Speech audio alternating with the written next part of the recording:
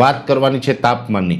આમ જોવા જઈએ તો દર વર્ષે એવું બનતું હોય, એમાં પણ છેલ્લા જે 10 વર્ષ એક દાયકાની અંદર વાત કરવા જઈએ તો ફેબ્રુઆરીની 15 તારીખ પછીથી તાપમાન ઊંચું જતું હતું। આ વર્ષે આપણે માર્ચ મહિનાનું એક અઠવાડિયું વીતી ગયું, છતાં પણ હજી તાપમાન છે નોર્મલ કરતાં 2 ડિગ્રી નીચું છે। પણ હવે 2 દિવસની અંદર તાપમાન વધવા જઈ રહ્યું છે। અત્યાર સુધી જે તાપમાન, એમાં પણ અત્યારે જે આ માર્ચ મહિનાના પ્રથમ અઠવાડિયામાં જે તાપમાન ચાલી રહ્યું છે તે એવરેજ 32 થી લઈને 34 ડિગ્રીની રેન્જમાં ચાલી રહ્યું છે।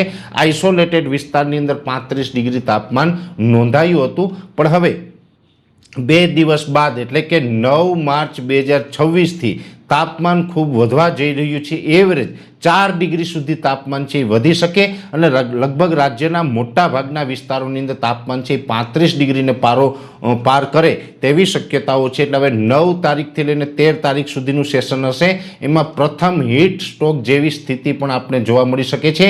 એવરેજ મોટા ભાગના વિસ્તારોની અંદર 36 થી લઈને 38 ડિગ્રીની રેન્જમાં તાપમાન જોવા મળશે અને આઇસોલેટેડ વિસ્તારની અંદર કદાચ તાપમાન છે 39 અથવા તો 40 ડિગ્રી થઈ શકે છે।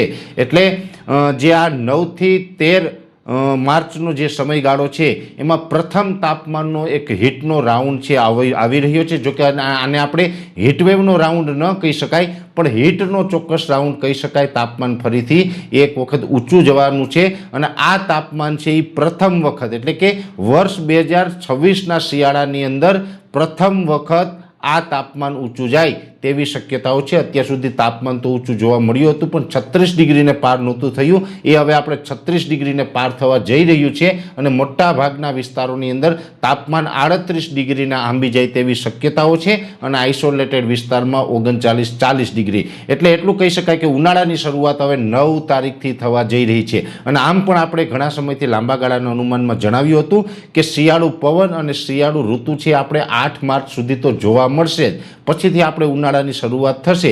એ જ મુજબ હવે 9 માર્ચ 2026થી ઉનાળાની શરૂઆત થવા જઈ રહી છે, જેની દરેક મિત્રોએ નોંધ લેવાની છે અને ગરમી માટે દરેક મિત્રો તૈયાર રહેજો। 9 તારીખથી ઉનાળાની શરૂઆત થાય છે, પણ હીટવેવના જે રાઉન્ડ આવશે એ આ વર્ષે થોડાક આકરા હશે અને આ વર્ષે દર વર્ષની સરખામણીએ તાપમાન છે એ થોડુંક વધારે ઊંચું જાય તેવી પણ માનસિક તૈયારી રાખવાની છે। જોકે વધારે ઊંચા તાપમાનને કારણે વચ્ચે વચ્ચે કોઈ દિવસ આપણે વાદળછાયું વાતાવરણ અને માવઠાના ઝાપટા છે એ પણ જોવા મળી શકે છે। જોકે હમણાં કોઈ માવઠાની શક્યતાઓ નથી, લગભગ આપણે 18 તારીખ સુધી તો કોઈ માવઠાની શક્યતાઓ નથી।